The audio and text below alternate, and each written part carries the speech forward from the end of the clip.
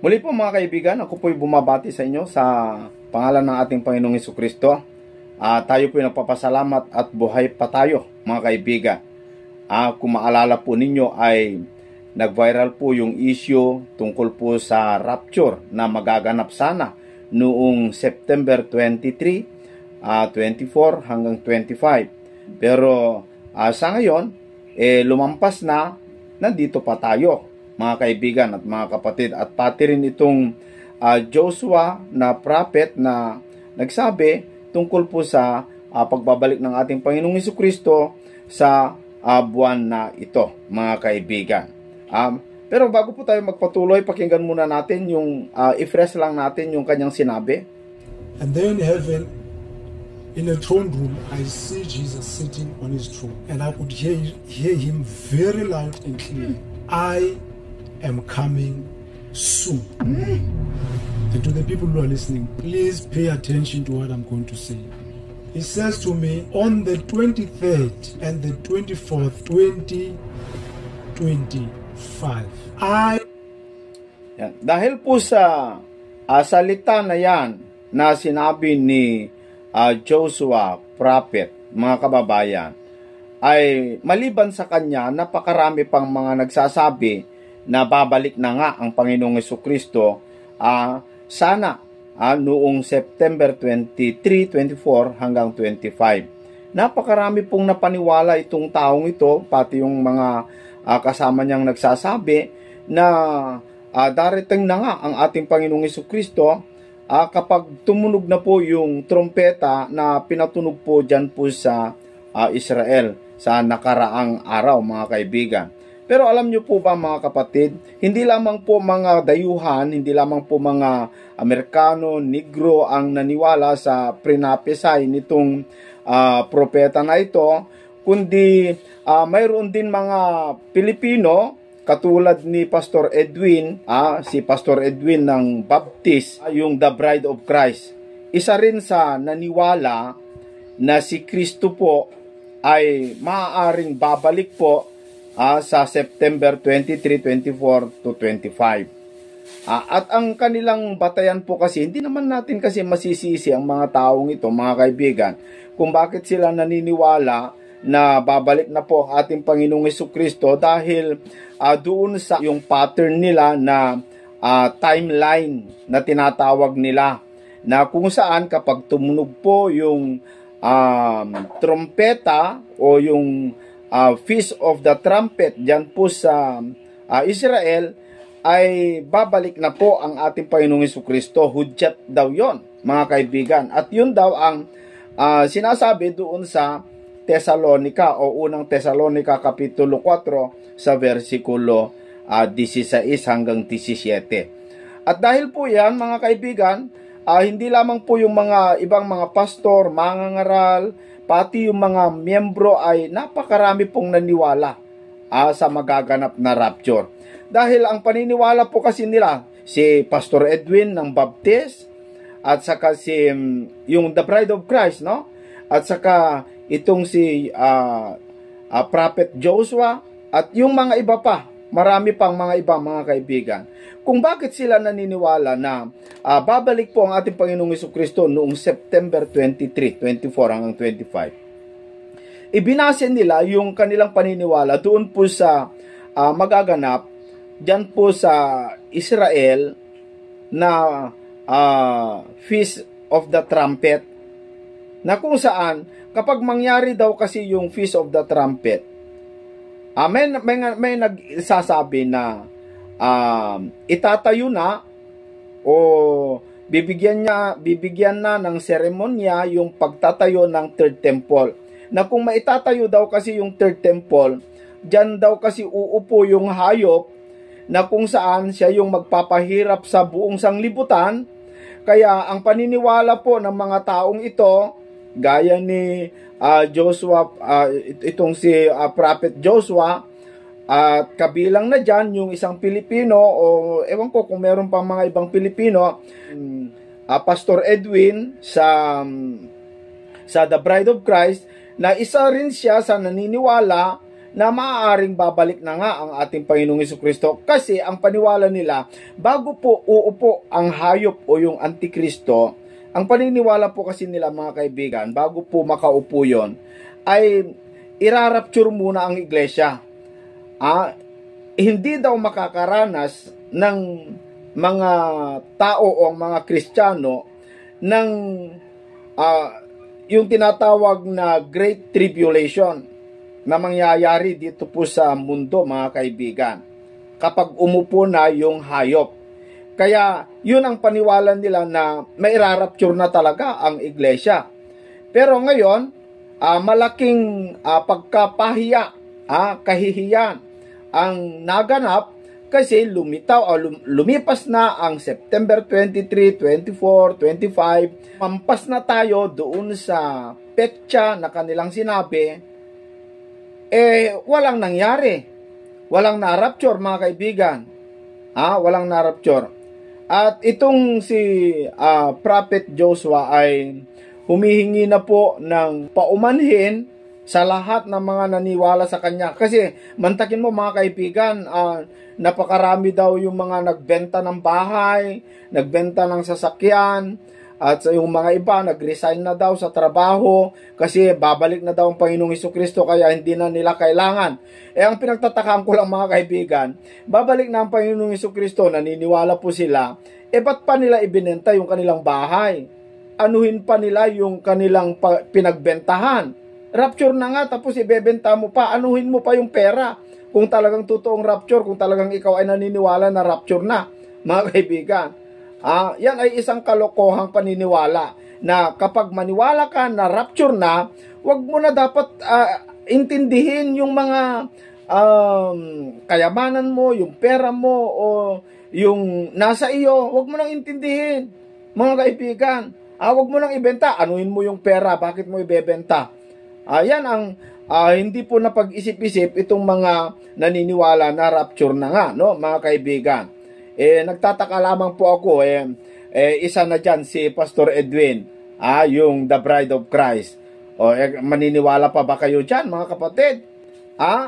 Ang paniniwala po ni Pastor Edwin ay marapture muna ang iglesia bago po darating ang Antikristo. Sa Biblia, ganun ba talaga ang mangyayari, mga kaibigan? Na bago po makaupo ang hayop upang gapiin ang mga tao, totoo ba na mai-rapture na ang Kristiyano? Mauna ba ang pagka-rapture nila, mga kaibigan? Sa Biblia, hindi po ganon. Hindi po ganon ang nasa Biblia. Kasi ang nasa Biblia po, mga kaibigan, mauuna po umupo, maghahari yung hayop o yung Antikristo bago po maganap yung tinatawag nilang rapture. Bakit po, mga kaibigan? Magbasa po tayo ng talata. Sabi po sa banal na kasulatan, dito po sa libro po ng 1 Thessalonian, na kanilang pinagbabatayan sa salitang rapture. Dito po sa verse 16, ganito ang sinasabi: sapagkat ang Panginoon din ang bababang mula sa langit. Ang Panginoon daw bababa mula sa langit na may isang sigaw.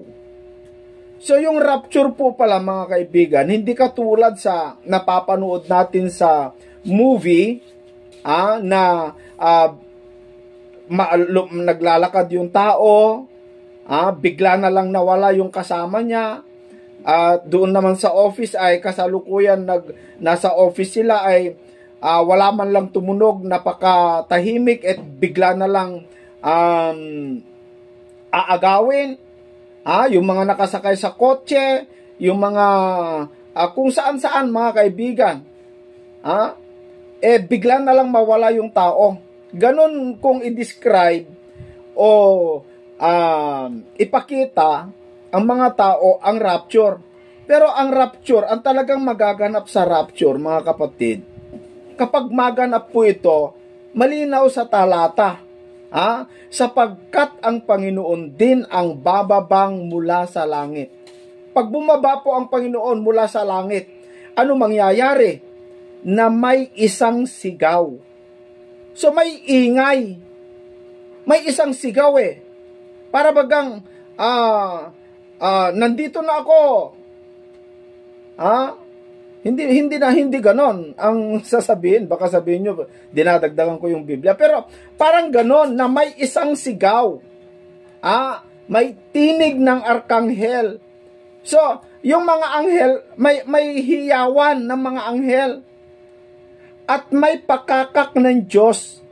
So, may kaingayan, may maugong na pakakak, mga kababayan.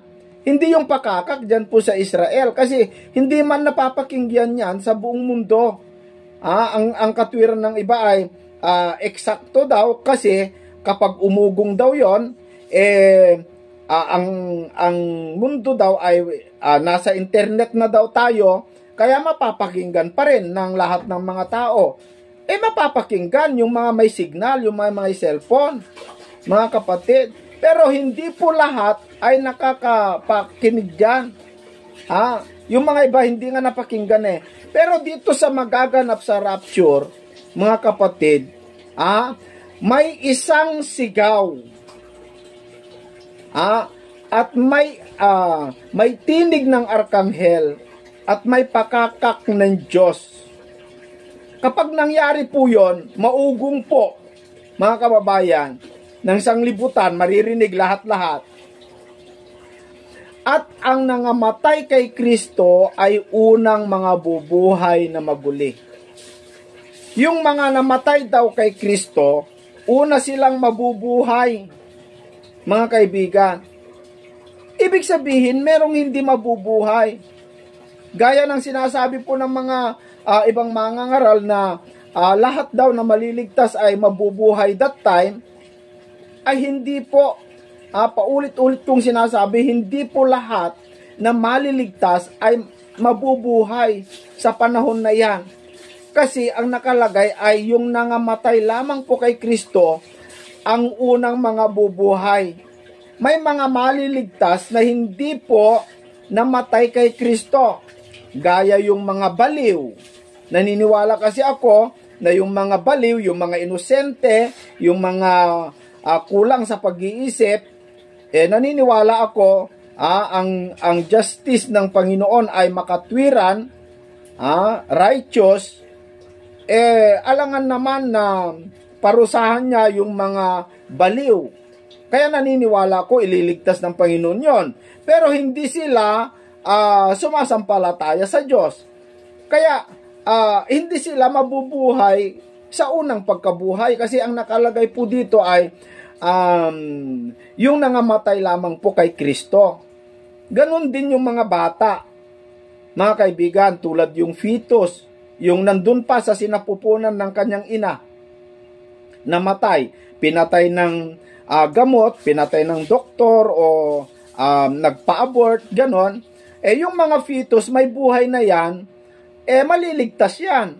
Pero hindi sila namatay dahil kay Kristo. Kaya hindi sila masama sa mabubuhay. Mga kaibigan, ganun po dapat ang pag-unawa sa Biblia. Tulad yung mga bata. Yung mga bata, inosente kasi sa kasalanan eh. Kasi, ang ibinibilang po ng Biblia na kasalanan, mga kaibigan, ay yung pagsalangsang sa kautusan.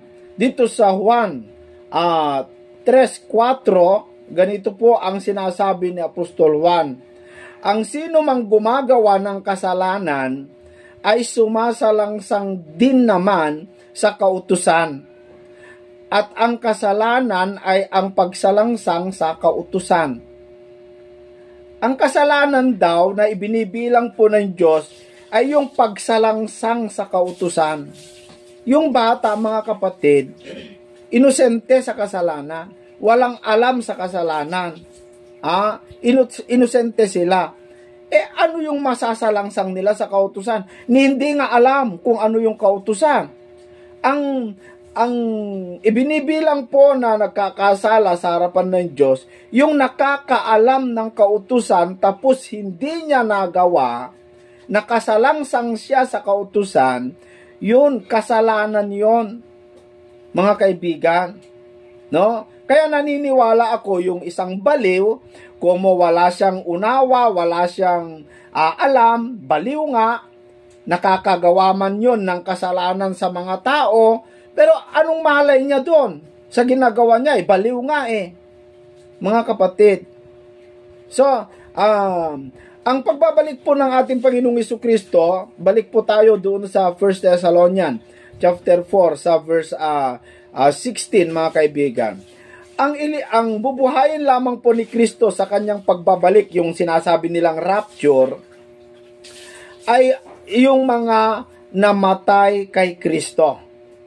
And then yung mga, sabi dito sa 17, kung magkagayoy, tayong nangabubuhay na nangatitira, ay aagawin din kasama nila. Sino? Yung mga mabubuhay na maguli. Sa mga alapaap, upang salubungin ng Panginoon sa hangin, at sa ganito'y sa Panginoon tayo magpakailan man. Kaya nyo bang imaginein, mga kaibigan, na kapag maganap po yung rapture ay bigla ka na lamang pong aagawin mula sa iyong kinaroroonan, mga kapatid?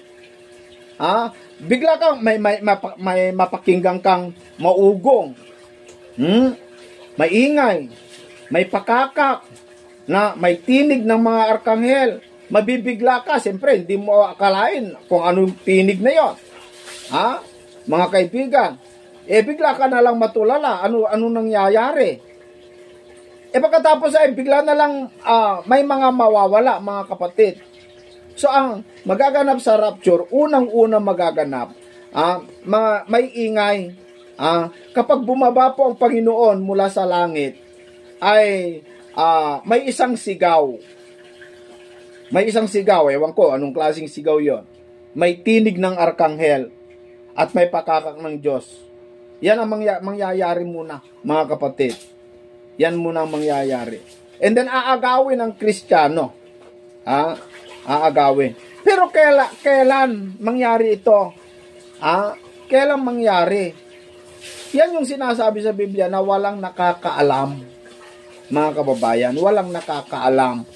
Miski anghel, miski nga ang anak ng tao, yung si Kristo, ay walang nakakaalam sa pagparito muli ng ating Panginoong Jesucristo para buhayin ang mga kasama niya sa paghahari sa 1,000 taon. Sa ating pag-aaral, ano yung palatandaan para malaman natin sino ang totoong nagsasabi? Si Pastor Edwin ba? Na sinasabi niya na ma-rapture muna ang iglesia bago po uupo ang hayop? O yung ating paniniwala ba na bago po mag-rapture ay makaupo muna ang hayop at makapagtatak muna? Ano po yung mangyayari? Tandaan nyo, mga kapatid, dito sa 1 Thessalonians chapter 4 verse 16, ito yung unang pagkabuhay na maguli. Unang pagkabuhay na maguli. Sino yung mabubuhay sa unang pagkabuhay na maguli? Para mapatunayan natin na bago po darating ang rapture, ay makaupo muna ang hayop. Ano yung patunay natin? Ulitin ko, itong 1 Thessalonians chapter 4 verse 16, ito yung unang pagkabuhay na maguli. Sino yung mga unang mabubuhay? Sa Revelation chapter 20, dito po sa verse 5, ganito ang sinasabi. Ang mga iba sa mga patay ay hindi nangabuhay hanggang sa naganap ang 1,000 taon. Ito ang unang pagkabuhay na maguli. May sinasabi po dito sa Revelation na unang pagkabuhay na maguli. Mga kaibigan, sa verse 6, mapalad at banal ang makalakip sa unang pagkabuhay na maguli. So, clear na sa atin na may unang pagkabuhay na maguli. Kung may unang pagkabuhay na maguli, tiyak na alam na natin, may pangalawa. Kasi, ang pag-unawa sa Biblia, dapat, kung sinabi niya, may unang pagkabuhay na maguli, ibig sabihin, may pangalawa. Kasi sinabi po na, ang ibang mga patay, ay hindi na nga buhay, sabi dito sa verse 5, hanggang sa naganap ang 1,000 taon. So, ibig sabihin, pagkatapos ng 1,000 taon, magaganap yung pangalawang pagkabuhay na maguli. Mga kaibigan. Sa 6, ituloy ko po yung 6. Mapalad at banal ang makalakip sa unang pagkabuhay na maguli sa mga patay. Sa mga ito'y walang kapangyarihan ang ikalawang kamatayan, kundi sila'y magiging mga saserdote ng ating Diyos at ni Kristo, at mga haharing kasama niya sa loob ng 1,000 taon. So yung mabubuhay doon sa unang pagkabuhay na maguli ay yung mga namatay kay Kristo. Kasi ang dahilan kung bakit sila yung maunang mga buhay sa maunang mabuhay na maguli sa mga patay, dahil gagawin po ni Kristo na saserdote. Saan? Sa loob ng 1,000 taon. Gawin niya sila na saserdote, mga kaibigan, sa loob ng 1,000 taon. Yun po yung tungkulin itong mga maunang mabuhay na maguli. Kung saserdote, ibig sabihin meron silang pangangaralan. Dahil ang gawain po ng saserdote ay mangaral. Mangaral, mga kapatid. At tandaan po ninyo, yung mga magiging saserdote, hindi po sila ang mag-aralan sa bawat isa, kundi sila ang itinalaga ng Diyos na magiging saserdote sa paghahari ng 1,000 taon. Saan sila maghahari, mga kaibigan? Itong mga bubuhay na maguli. Dito po sa chapter 5, sa verse 10, at sila'y iyong ginawang mga hari at mga saserdote sa aming Diyos. At sila'y nangaghahari sa ibabaw ng lupa. So ito, mga kababayan, ay maghahari sila sa ibabaw ng lupa. Dito sila maghahari. Hindi katulad yung sinasabi po ng iba na kapag marapture daw ang tao ay pupunta sa langit, and then dito sa lupa magkakaroon ng 7 years great tribulation, at 7 years tribulation, yung 3.5 ay tribulation, yung 3.5 ay great tribulation. Maiiwasan daw natin yon kasi mararapture muna. And then sa langit, magkakaroon ng boda. Yun ang sinasabi po ng mga iba. Pero hindi po ganun ang nakalagay sa Biblia eh. Kundi yung bubuhayin na maguli ng una, kasama ni Kristo maghahari. Saan? Sa ibabaw ng lupa. Yan ang mababasa sa Biblia. Ngayon, sino yung mga mabuhay na maguli sa unang pagkabuhay? Sabi kasi ng iba, ulitin ko, kung bakit marapture po ang tao, dahil para maiwasan ang pagtatak, para maiwasan ang great tribulation na sinasabi nila, mga kababayan. Pero, dito sa Revelation, sa ating binabasa, hindi po ganon. Sino yung mga mabuhay sa unang pagkabuhay na maguli? Sa verse 4, ito, tignan natin. At nakakita ako ng mga luklukan, sabi ni Juan, at may mga nagsisiluklok sa mga ito. Sila'y pinagkalooban ng paghatol. Nakita ni Juan, may mga luklukan at may mga nakaluklok. Yung mga nakaluklok, binigyan daw ng Diyos ng pinagkalooban ng paghatol. Ibig sabihin, meron silang hahatulan na hindi sila ang maghatulan. Meron silang hahatulan. At nakita ko ang mga kaluluwa ng mga pinugutan ng ulo dahil sa patutuo ni Jesus at dahil sa salita ng Diyos at ang mga hindi sumamba sa hayop o sa kanyang larawan man at hindi tumanggap ng tanda sa kanilang noo at sa kanilang kamay at sila'y nangabuhay. Sino yung nangabuhay? Yung hindi tumanggap ng larawan, ng tanda, ng hayop, yung hindi sumamba sa hayop.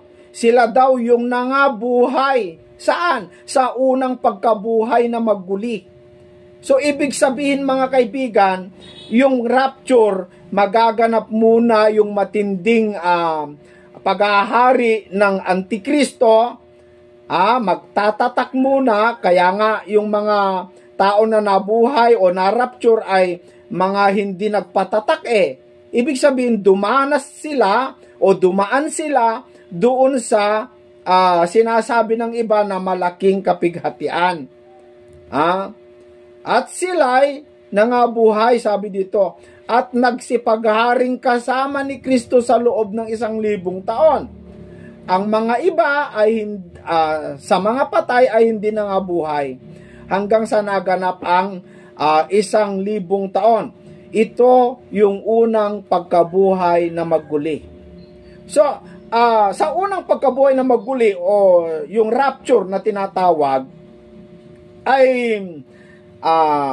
ang mabubuhay doon yung mga dumaan doon sa paghahari ng hayop. Kaya hindi po mauna yung rapture kaysa doon sa pagtatak. Kasi yung mga na-rapture na iba ay yung mga hindi tumanggap ng tanda ng hayop. Mga kababayan, malinaw po yan. Mga kapatid, napakalinaw po na sa unang pagkabuhay na magguli, ang unang nabuhay, yung mga namatay kay Kristo, yung mga hindi sumamba sa hayop, yung mga hindi nagpatatak sa tatak ng hayop. Sila yung mga naunang nabuhay na magguli, mga kaibigan. At sila yung ginawang mga saserdote ng Diyos.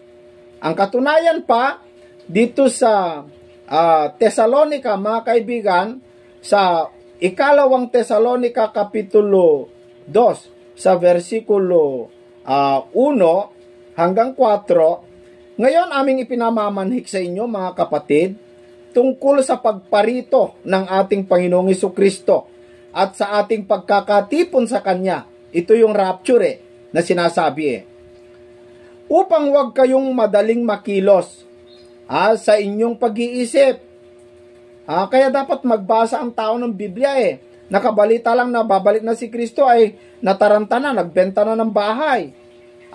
Nabagabag na po ang kanilang puso, gaya ni Pastor Edwin sa The Bride of Christ.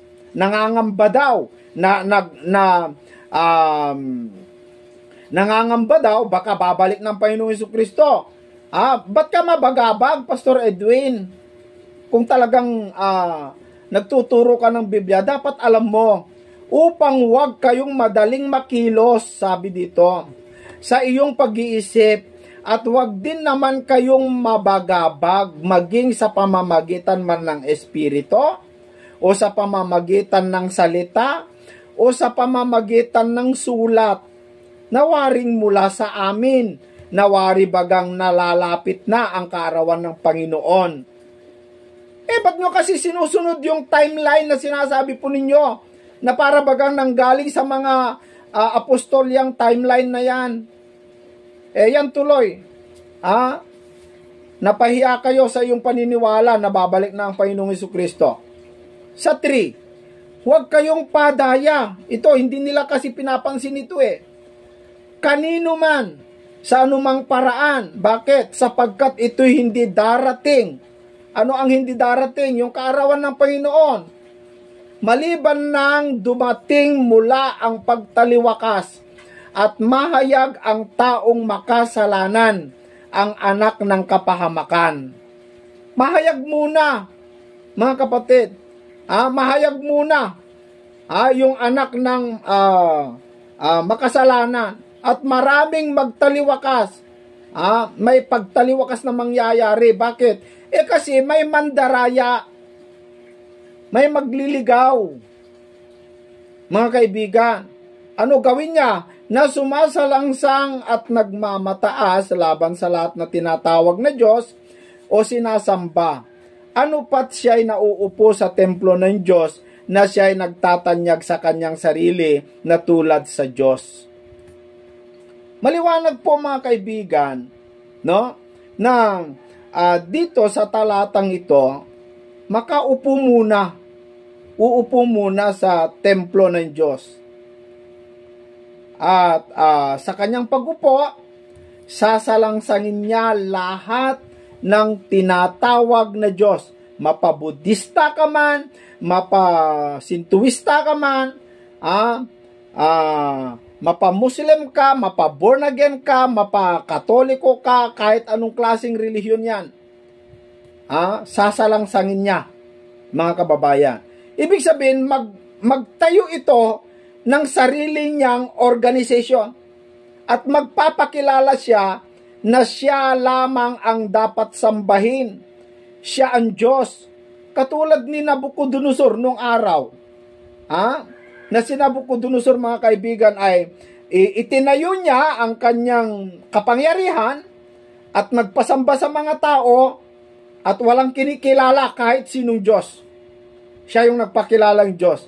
Ganyan na ganyan ang gagawin itong Antikristo. Walang kikilalaning Diyos. Kahit yung Diyos ng Israel, kahit sinong klaseng Diyos, mga kaibigan, sasalangsangin niya. At magtatayo ito ng sariling organisasyon o relihiyon. Ewan natin kung ano yon. At magpapasamba ito. Ayaw niya na may sasambahin kang iba. Gusto niya siya lang. Dadanas po yan ang Kristiyano. Kaya nga maraming mapupugutan ng ulo Maraming mamamatay dahil sa salita ni Kristo. Dahil sa salita ng Diyos. Kasi ayaw nilang tanggapin itong hayop. Kaya nga sila papatayin Pero mapalad sila kasi sila yung madatnan ni Kristo na sa unang pagkabuhay na maguli, mga kababayan. Sila yung mairarapture. Sila yung mairarapture, mga kapatid. Ang kanilang batayan, kung bakit daw lalampasan natin yung rapture, hindi yung tatakan, hindi daw tayo masasama doon, ma-rapture daw muna bago po dumaan doon. Dahil sa talatang ito, dito po sa Revelation, sa chapter 3 verse 10, napakinggan ko ito, na isa ito sa kanilang ginagamit na ililigtas daw tayo ng Panginoon doon sa panahon ng pagsubok na darating. Ipapaiwas sa atin. Ibig sabihin, mararapture muna bago po darating yung pagsubok. Hindi po nila nauunawaan ang kanilang pagbabasa ng Biblia, mga kaibigan. Bakit po? Basahin ko. Sapagkat tinupad mo, sabi ni Kristo, o yung Espiritu Santo sa iglesia, sapagkat tinupad mo ang salita ng aking pagtitiis.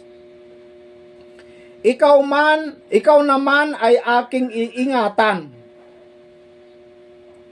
sa panahon ng pagsubok na darating sa buong sanglibutan upang subukin ang mga nananahan sa ibabaw ng lupa. Yan sabi nila. Ililigtas tayo. Ililipad muna tayo, aagawin muna tayo, irarapture muna tayo bago po darating ang pagsubok o yung sakuna na darating.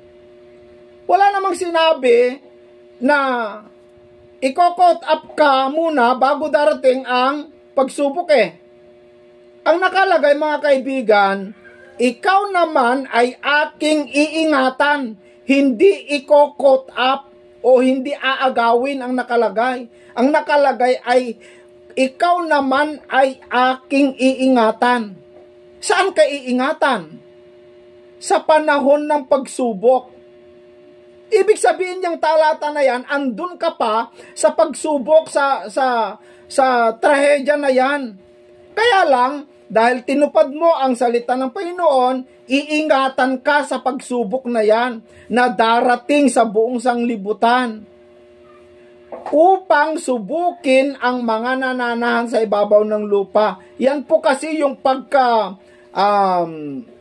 purify kung ikaw ba talaga ay matindi sa iyong pananampalataya o hindi. Hindi pag-aalis yan, mga kapatid. Iingatan ka nga sa pagsubok susubukin ka nga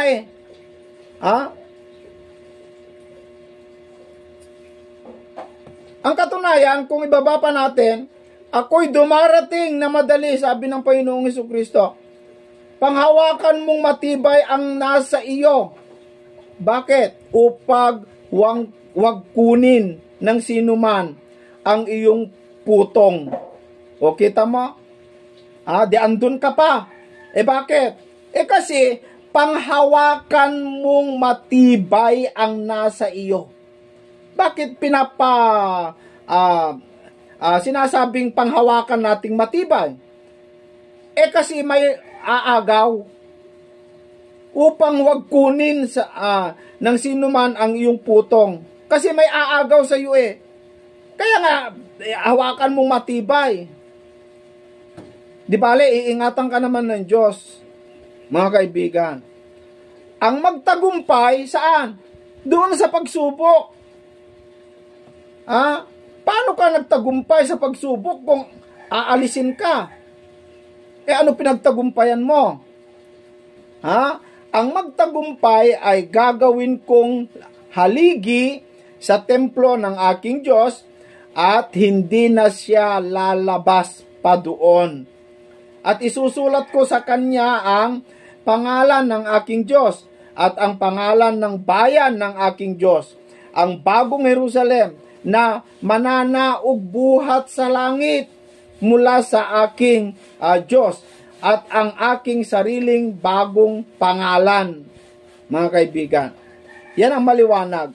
Hindi tayo hindi mauuna yung rapture bago po darating yung sinasabi po ninyong Great Tribulation na pagtatatak. Bagamat ako, mga kaibigan, hindi ako naniniwala na yung pagtatatak ng hayop ay yun yung Great Tribulation. Hindi yun yung pinaka-Great Tribulation, mga kaibigan. May mas Great Tribulation pa dyan. Pagkatapos ng 1,000 taon, may magaganap pa dyan na mas lalong kapighatian. Na kapag maganap na po yun, ay wala nang susunod. Kasi sunog na ang mundo, mga kapatid. Itong paghahari ng hayop, hindi naman masunog ang mundo Hindi naman mawawala ang mundo Ang mawawalan lang ng katwiran ay yung mga sumasampalataya At hindi lahat ay talagang maghihirap. Tandaan po ninyo, mga kaibigan. Sa pag-upo ng hayop, para gapiin ang bayan ng Diyos, hindi lahat ng tao maghirap sa araw na yan. Ang katunayan, maginhawa ang buhay. Masarap ang buhay ng mga tao na hindi sumasampalataya sa Diyos. Ang napapahirapan lang sa panahon na iyan, walang iba kundi ang mga Kristiyano. Yung mga Kristiyano na sumusunod sa ating Panginoong Jesucristo, sila lang yung gapiin, sila lang yung iipitin, sila lang yung mga pupugutan, mga kaibigan. Hindi lahat ng tao ay maghihirap sa panahon na yan. Ang katunayan, maganda nga ang buhay Bakit? Kasi pinupuri nga ng tao ang hayop Pinupuri nga nila Masaya ang tao Maginhawa ang buhay. Masarap ang buhay, mga kaibigan. Ang nahihirapan lang dyan ay yung mga totoong Kristiyano. Kasi ayaw nila yung pamamalakad ng hayop dahil kontra sa aral ni Kristo na kanilang sinasampalatayanan. Yan ang totoo dyan, mga kaibigan. Kaya, dapat yung mga tao ay magsuri. Magsuri po tayo.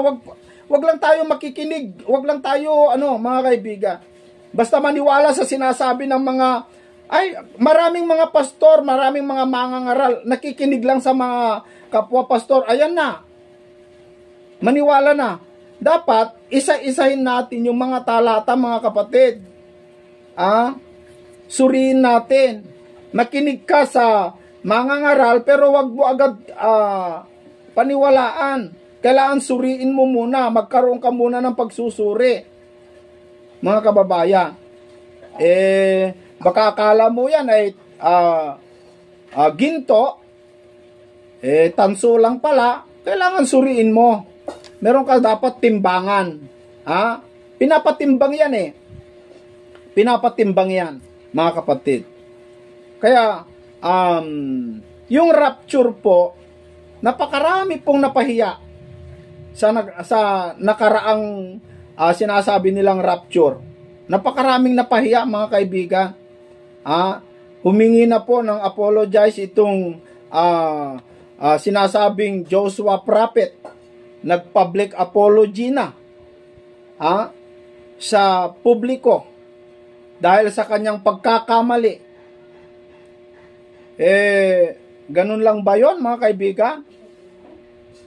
Ganun lang ba yon kadali na kapag humingi na ng dispensa sa buong mundo, okay na, paniwalaan nyo na siya ulit. Dapat magsuri kayo. Unang-una, hindi lang yun yung mali na sinasabi nitong si Prophet Joshua, pati si Bride of Christ. Bakit? Parang magkapareho sila saan sila magkapareho? Kasi ang aral din itong Prophet Joshua na ito ay mauuna ang rapture bago darating ang hayop. Ganon din si Bride of Christ, ang paniwala niya. O di magkapareho sila. Pati nga yung pagdating ng Panginoong Jesucristo sa September 23, naniwala din si Pastor Edwin, yung Bride of Christ. Tapos, pag humingi sila ng tawad, paniniwalaan nyo sila ulit. Ganun ba, mga kaibigan? Ay, nako. Unang-una, bakit pa kasi may propeta? Bakit pa kasi magsasalita pa ang Panginoon sa isang tao para sabihin kung kailan siya darating? Wala naman siyang sinabing ganun. Ano sabi ng Panginoon? Humanda ka. Humanda ka. Baka ako'y paparian. Sabi ng Panginoon. Baka ako'y biglang paparian. Ang pagbabalik ng Panginoong Jesucristo, hindi niya sinasabi kahit sino. Mga kaibigan. Kahit sino. Kaya nga pati siya, hindi niya alam kung kailan eksakto talaga ang pagdating niya Sinabi niya hindi niya alam Kundi ang Ama lang mga kaibigan tapos sasabihin niya itong Prophet Joshua na ito, mga kaibigan. Sasabihin niya yung kanyang pagdating. Sino ito? Para pagsabihin ng Panginoon. Samantalang nakalagay na sa Biblia, ba't kasi naniwala kayo sa tao? Andyan naman yung Biblia, ating guide Yung guide natin sa pananampalataya, Biblia, hindi po kung sino-sino. Maganda, makinig ka sa tao, pero gawin mong guide. Guide mo yon sa pagsusuri, mga kaibigan. Makakatulong din, tulad nito, mga kaibigan. Tulad yung ginawang Feast of the Trumpet, dyan po sa Israel. Malaki po ang aral na ipinakita sa atin. Bakit? Anong aral na natutunan natin dito, mga kaibigan? Dahil doon, nakita natin yung mga tao na bulaan, na nagsasabi ng hindi katotohanan. Ba't ka kasi angkin ng angkin? Ikaw ay propeta, ikaw ay sugo, ikaw ay apostol. Bakit ganon? Tayo, mga kaibigan, andyan na ang Biblia, yan na yung pinaka-propeta natin. Yan na yung pinaka-maestro natin. mangangaral natin. Alin ang Biblia? Gawin mo lang, pakinggan mo siya, basahin mo siya, ganon. Pero hindi masama, makinig ka sa mga sinasabi ng ibang mga mangangaral, pero wag ka agad maniwala. Gawin mong guideline. Gawin mong guideline mo yon, mga kaibigan. Huwag mo agad-agad paniwalaan. Gaya nito, tingnan mo, napakaraming napahamak. Bakit? May nagbenta na ng bahay. May nagbenta na ng sasakyan. Yung sasakyan niya daw ay, ibinenta lang ay $2,000. Magkano lang yon yung $2,000, mga kaibigan? Sabihin mo na lang, 200 something, ganon. 1,000. Baka maganda yung kotse niya. Kaya nga, naghihinayang Pati yung mga nag-resign sa trabaho kasi bukas, bukas na rapture na nangyari ba, mga kapatid? O kaya bang ibalik ni Prophet Joshua yon yung mga nawala? Mga kaibigan. Pero ito, malaking aral sa atin na dapat magsuri muna tayo. Kunin natin yung aral. Ano yung aral na iniwan itong pangyayaring ito? Gaya yung Feast of the Trumpet. Ang aral na gustong ipaiwatig sa atin ay dapat maghanda tayo anytime. Hindi lamang po sa panahon na sinasabi ng mundo na darating ng Panginoong Jesucristo, kundi araw-araw. Dapat nakapaghanda po tayo.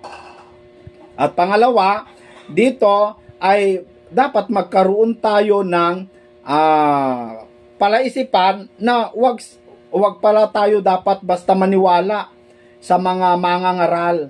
Dapat suriin mo, tama ba yung sinasabi niya? Tama ba yung sinasabi? Komo ba yan ay Amerikano? Tama na yung kanyang sinasabi?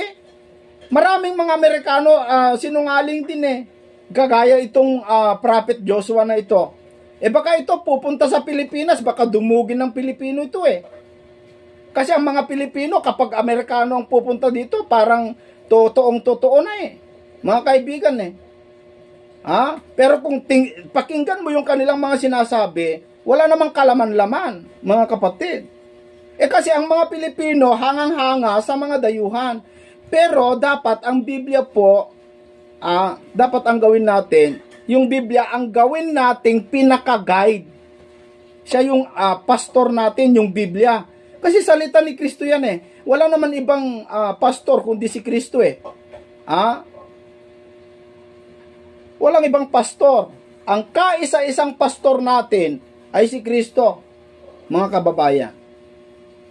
Kaya yung mga nakaantabay dito sa ating programang Expose the Truth, mga kapatid at mga kababayan, ang panawagan ko po sa lahat na ating mga kaibigan, kapatid dito sa ating programang Expose the Truth ay sana manatili po tayong magsaliksik.